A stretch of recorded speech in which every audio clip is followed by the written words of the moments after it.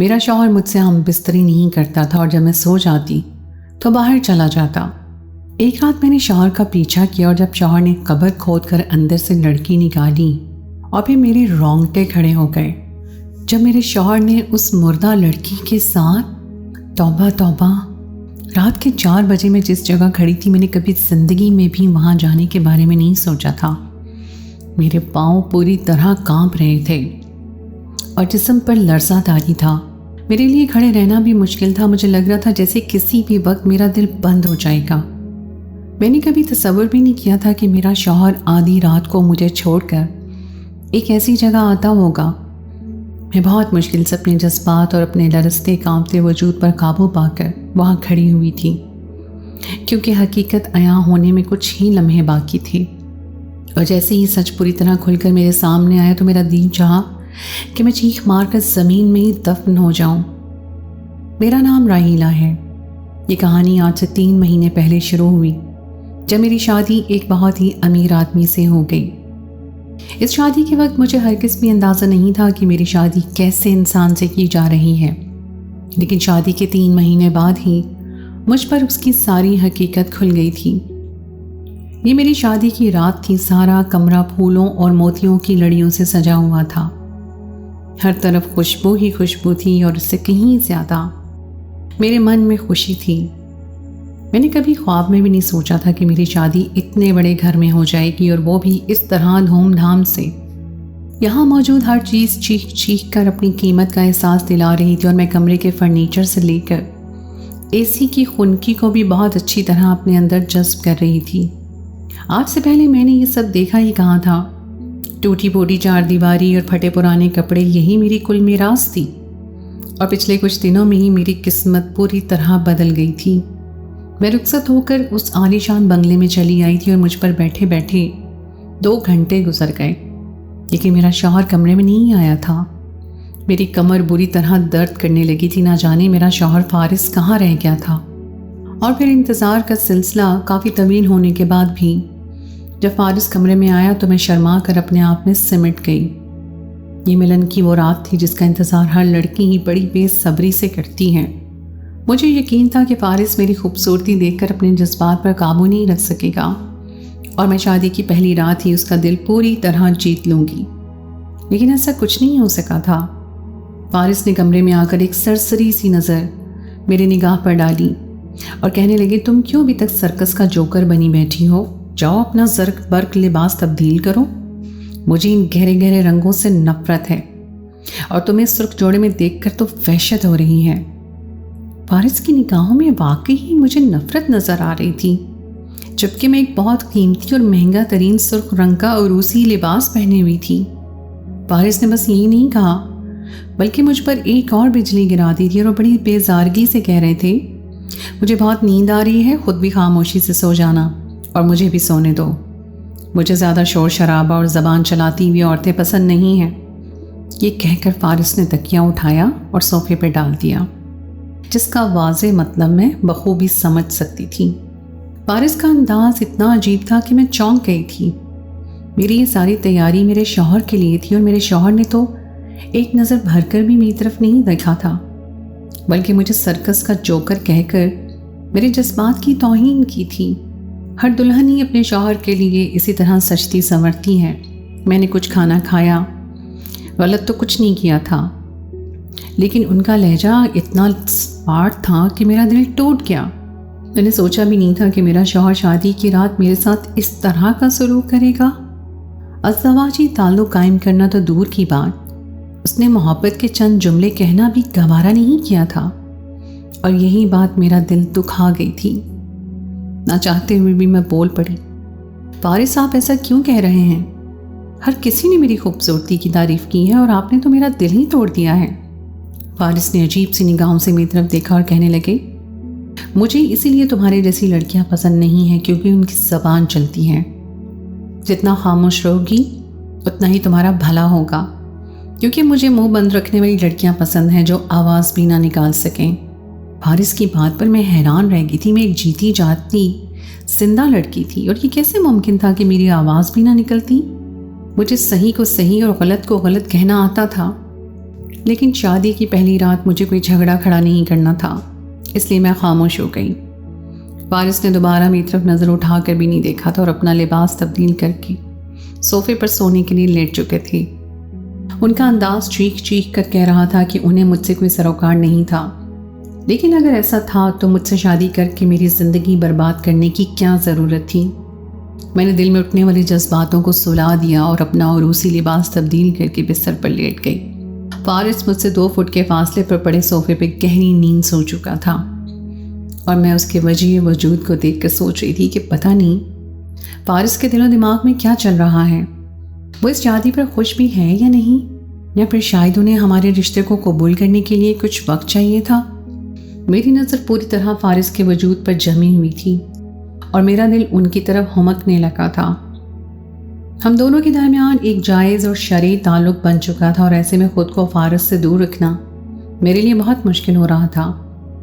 میں نے تو یہ سن رکھا تھا کہ شادی کی پہلی رات عورت سے کہیں زیادہ مرد جذبات کے ہاتھوں مجبور ہوتا ہے اور اپنی دلہن کی طرف کھینچا چلا آتا ہے۔ میں تو پھر کم عمر، جوان اور خوبصورت تھی، لیکن فارس کو شاید مجھ میں کوئی دلچسپی پیدا نہیں ہوئی تھی اور اس لیے انہوں نے فی الحال دور رہنے کا فیصلہ کیا تھا۔ لیکن یہ دوری مجھ سے برداشت نہیں ہو رہی تھی۔ کافی دیر تک میں بے چینی سے کروٹیں بدلتی رہی اور پھر سارے دن کی بھاگ دوڑ اور کئی گھنٹوں تک ایک ہی طرح بیٹھے رہنے کی وجہ سے مجھے اس قدر تھکن ہو گئی تھی کہ مجھے نیند لگ گئی۔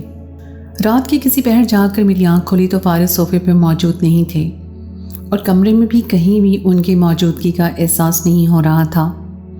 پہلی رات ہی فارس کمرے سے نکل کر کہاں چلے گئے تھے؟ مجھے کچھ اندازہ نہیں تھا۔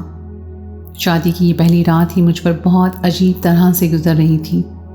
سب کچھ میرے تصور سے ہٹ کر ہو رہا تھا اور میں سوچ رہی تھی کہ پتہ نہیں فارس نے اپنی رضامندی سے مجھ سے شادی کی ہے یا پھر ان کے ساتھ کوئی زور زبردستی کی گئی ہے، کیونکہ ان کا رویہ مجھے کچھ اور ہی باور کروا رہا تھا۔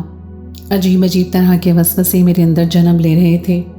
اتنے امیر لوگوں نے مجھ جیسی غریب لڑکی کو اپنی بہو کیوں بنا لیا تھا؟ فارس نے کیوں مجھے اپنانے سے انکار کیا تھا؟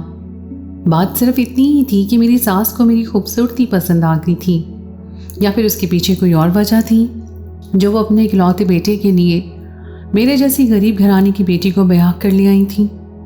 کافی دیر تک میں یہی سوچتی رہی۔ نیند میری آنکھوں سے کوسوں دور تھی۔ صبح کا سورج نکلنے سے پہلے ہی فارس واپس کمرے میں لوٹ آئے تھے۔ وہ بہت تھکے تھکے سے معلوم ہو رہے تھے اور پھر صوفے پہ گرتے ہی دوبارہ گہری نیند سو گئے۔ رات کا ایک بڑا حصہ فارس کہاں گزار کر آئے تھے مجھے اس بات سے بے خبر تھی، اور یہی بات مجھے چبھ رہی تھی کہ کہیں ان کی زندگی میں کسی اور کا عکس تو نہیں۔ جس طرح سے انہوں نے مجھ سے بات کی تھی اس کا انداز بالکل بھی نارمل نہیں تھا۔ اگلے دن میری ساس نے مجھے اپنے کمرے میں بلایا اور قیمتی زیورات مجھے تحفے میں دے کر کہنے لگی، بیٹا اچھا برا ہر گھر میں ہوتا ہے، میں تمہیں بہت محبت سے رخصت کر کے لائی ہوں، تم میرے بیٹے کے عیبوں کو ڈھانک لینا، وہ دل کا برا نہیں ہے لیکن بس تھوڑا سا دوسروں سے مختلف ہے، اسے خوش رکھنا۔ مجھے اپنی ساس کی بات بالکل بھی سمجھ نہیں آئی تھی کہ وہ فارس کے کون سے عیب ڈھانکنے کی بات کر رہی تھی۔ پہلے میں نے سوچا کہ انہیں بتاؤں کہ فارس رات کمرے میں موجود نہیں تھے، لیکن پھر انہیں کی بات سن کر میں خاموش ہو گئی کہ وہی تو مجھے فارس کے عیب ڈھانکنے کا کہہ رہی ہیں، تو میں فارس کی شکایت ان سے کیسے لگاتی؟ ابھی میری شادی کو ایک ہی رات تو گزری تھی، مجھے فارس کو کچھ وقت دینا چاہیے تھا کہ وہ ہمارے رشتے کو دل سے قبول کر لیتے۔ کچھ دن اور ایسے ہی گزر گئے لیکن فارس کے رویے میں کوئی تبدیلی نہ آئی۔ وہ سارا دن گھر سے باہر رہتے اور جب شام کو گھر آتے تو بھی مجھ سے کوئی بات نہ کرتے۔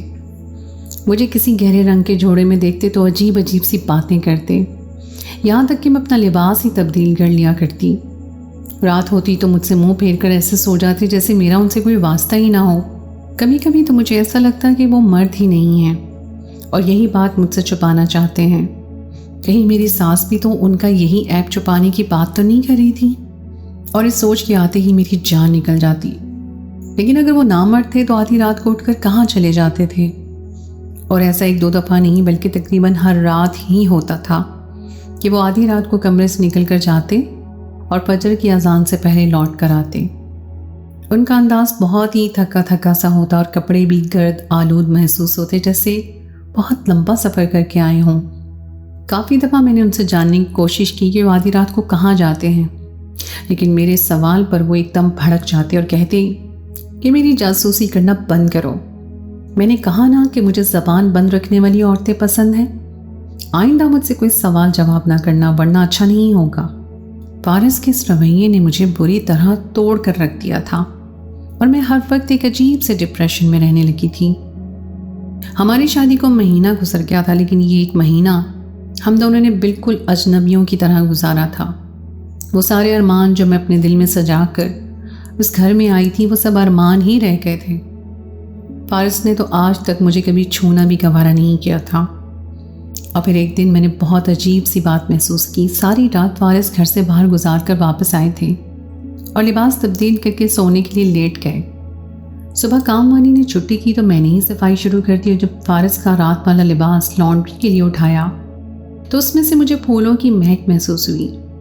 ऐसा लग रहा था जैसे ताज़ा गुलाब की खुशबू उस जोड़े में रची बसी हो।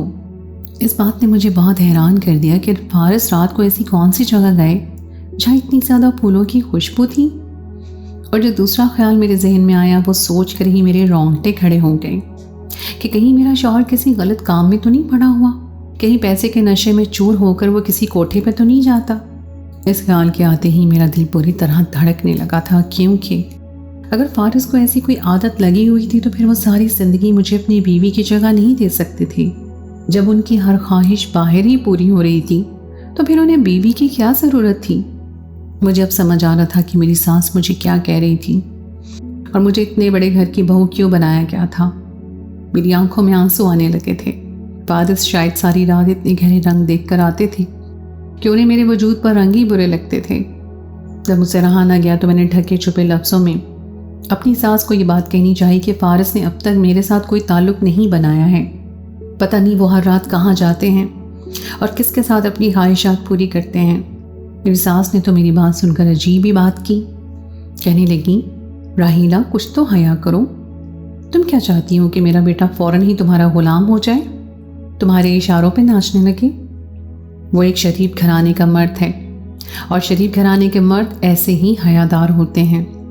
अपने जज्बातों पे ज़रा काबू रखो, वो तुम्हारा शौहर है। आज नहीं तो कल खुद ही तुम्हारे करीब आ जाएगा। अपनी सास के मुंह से ऐसी बात सुनकर मैं शर्मिंदा हो गई थी। वो तो मुझे ही बेहया समझ रही थी, जबकि मैंने अपने हक की बात की थी और ये मेरा हक था कि मेरा शौहर मुझ पर अपनी मोहब्बत निछावर करता और मुझे वक्त देता। क्या शरीफ घरानों के मर्द अपनी बीवियों को पहली रात उनका हक नहीं देते? मुझे अपनी सास की ये बेतुकी बात हरगिज़ भी हजम नहीं हुई थी, लेकिन बात वही थी कि मैं उनके आगे चिऊंटी थी और मेरी कोई औकात नहीं थी। अगले ही दिन अम्मा के घर उनसे मिलने के लिए गई तो मैंने रोते हुए अम्मा के साथ सारी बात रखी और उन्हें बताया कि शादी के 1 महीने बाद भी मैं पूरी तरह कुंवारी हूँ। मेरे शौहर को मुझ में कोई दिलचस्पी नहीं। वो तो न जाने अपनी रातें कहाँ रंगीन करके आता है। उसके कपड़ों से फूलों की खुशबू आती है और मेरी सास कहती है कि अपने शौहर के ऐब ढांक लो। मैं जाऊँ तो कहाँ जाऊँ? मेरी बात सुनकर अम्मा भी परेशान हो गई। कहने लगी, ये बात किसी के सामने कहने की ज़रूरत नहीं है, लोग तेरा ही मजाक बनाएंगे कि शादी के महीने बाद भाई तेरे शौहर ने तुझसे कोई ताल्लुक़ कायम नहीं किया है, कहीं तुझ में कोई कमी होगी। इसलिए अपने शौहर को खुद ही अपनी मोहब्बत से जीत ले, क्योंकि इसके सिवा और कोई रास्ता नहीं। कभी कभी मर्द अपनी अना और वक़ार को ऊंचा रखने के लिए ऐसे हथकंडे आजमाते हैं, तो उसे मोहब्बत से राम कर ले। तो हम जैसे घरों में तो बेटी का पहला ही रिश्ता बहुत मुश्किल से आता है और तू तो अब शादीशुदा हो चुकी है, इसलिए अपने घर को आबाद करने के लिए खुद ही कोई रास्ता निकाल और अपने बाप के सामने भी इस बात का जिक्र न करना। खामखा उम्र के इस हिस्से में तेरे बाप को नई परेशानी लग जाएगी। पहले ही सारे जहां से कर्ज लेकर तुझे रुखसत किया है। अम्मा की बात सुनकर मुझे अंदाज़ा हो गया था कि मेरे पास वापसी का कोई रास्ता नहीं है। मुझे खुद ही फारिस के साथ अपनी ज़िंदगी को ठीक करने के लिए मेहनत करनी होगी। लेकिन इससे पहले मुझे ये जानना था कि फारिस मुझे छोड़कर आधी रात को किसके पास जाते हैं। उन्हें मेरी खूबसूरती और मेरी जवानी क्यों नज़र नहीं आती? वो कौन है जिसने उनकी ज़िंदगी में मेरी जगह ले रखी है? जब तक मुझे इन सब सवालों के जवाब ना मिल जाते मैं कुछ भी ठीक नहीं कर सकती थी। मैं शाम को वापस अपने ससुराल लौट आई थी। फारिस को तो इस बात से भी कोई मतलब नहीं था कि घर में मैं मौजूद हूँ या नहीं। ऐसा लगता था जैसे दुनिया दिखावे के लिए उन्होंने मुझसे शादी कर ली और अब मैं उनके घर में एक शो पीस की तरह सजी हुई थी। उस रात मैंने फैसला कर लिया था कि मैं फारिस के पीछे जाऊंगी और ये देख कर रहूँगी कि उनकी ज़िंदगी में मेरी जगह किसने ली हुई है। वो कोठे पे जाते हैं या कहीं और। फारिस हमेशा की तरह रात को जल्दी सोने के लिए लेट गए तो मैं भी खामोशी से बिस्तर पे आंखें बंद करके लेट गई। लेकिन मैं पूरी तरह जाग रही थी और वक्त के इंतज़ार में थी जब फारिस आधी रात को कमरे से निकल कर जाते और मैं भी उनके पीछे पीछे जाकर हकीकत अपनी आंखों से देखती। रात के 2 बजे के करीब मैंने देखा कि फारिस बहुत खामोशी से सोफे से उठे और दबे पांव कमरे से बाहर निकल गए। उनका अंदाज ही बता रहा था कि वो कुछ गलत करने के लिए जा रहे हैं, तभी तो उन्हें इतनी खामोशी की ज़रूरत थी। जैसे ही फारिस कमरे से निकले मैंने भी बिस्तर पर रखी अपनी चादर उठाई और अच्छी तरह अपने गिर्द चादर लपेट कर दबे पांव उनके पीछे निकल पड़ी।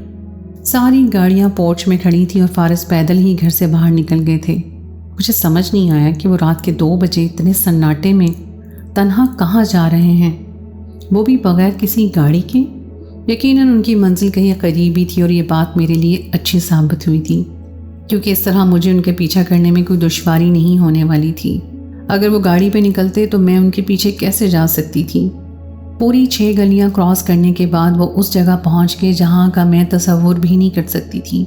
हमारे इलाके में पीछे की तरफ एक बहुत बड़ा कब्रिस्तान बना हुआ था और फारिस उस कब्रिस्तान में दाखिल हो गए थे। मेरा पहला शक तो पूरी तरह गलत साबित हो गया था क्योंकि मुझे लगा था कि उनकी मंजिल कोई कोठा या किसी जवान और खूबसूरत लड़की का घर होगा, लेकिन वो तो तेज़ तेज़ कदम उठाते कब्रिस्तान में पहुंच गए थे। हमारे ख़ानदान में लड़कियों को कब्रिस्तान में कदम रखने की इजाज़त नहीं थी, लेकिन फारिस का सच जानने के लिए मैं काफ़ी फासला रखकर उनके पीछे ही कब्रिस्तान में दाखिल हो गई थी। मेरे दिल में ख्याल आया कि शायद फारिस अपने अब्बा की कब्र पर आए होंगे क्योंकि एक दफ़ा मुलाजमा ने मुझे बताया था कि फारिस के वालिद के इंतकाल को कुछ ही साल हुए हैं और उनके वालिद की कब्र इसी कब्रिस्तान में मौजूद है। इसलिए फारिस लोग कुछ अर्सा पहले इस इलाके में शिफ्ट हुए हैं ताकि वो अपने वालिद से करीब रह सकें। जब मैंने फारिस को कब्रिस्तान में दाखिल होते देखा तो मुझे अपने आप पर शर्मिंदगी हुई कि मैंने अपने शौहर के बारे में न जाने क्या कुछ सोच लिया था।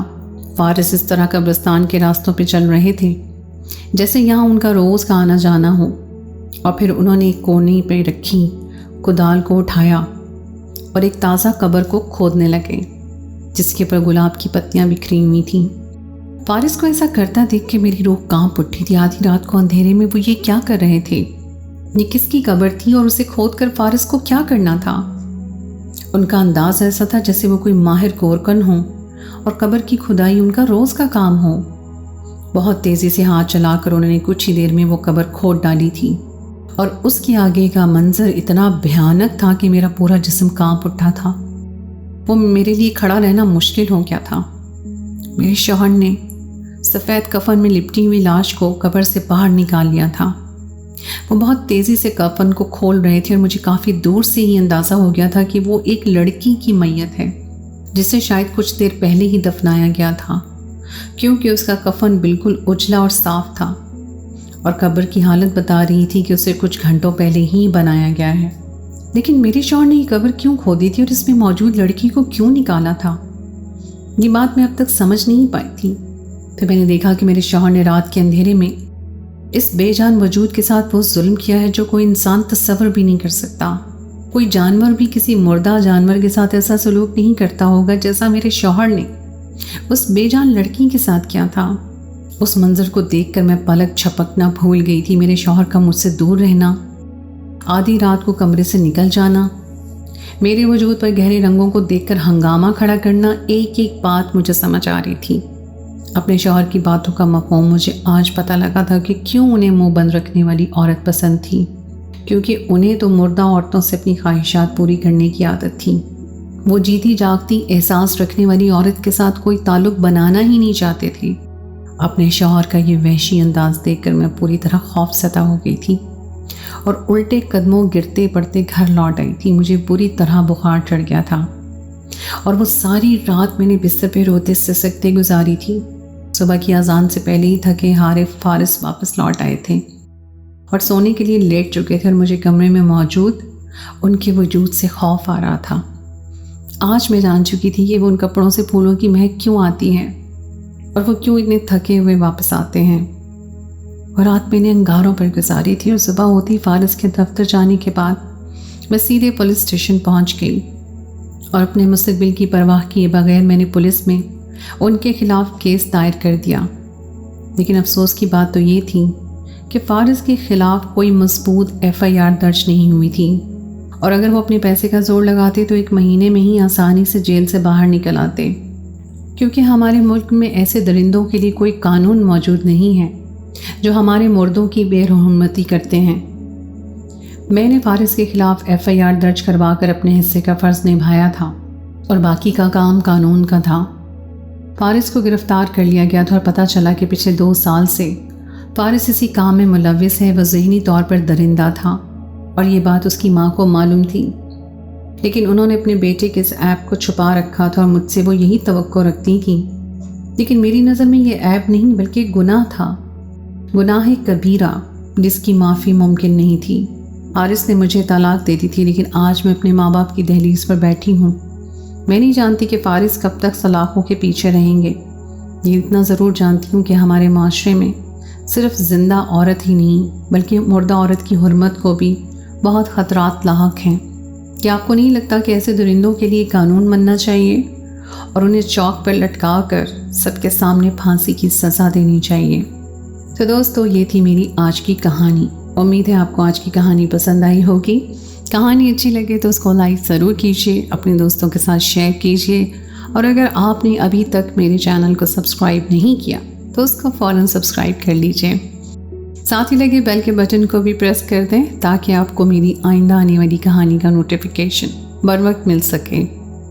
اگلی کہانی تک کے لیے مجھے دیجیے اجازت۔ خدائے پیمان۔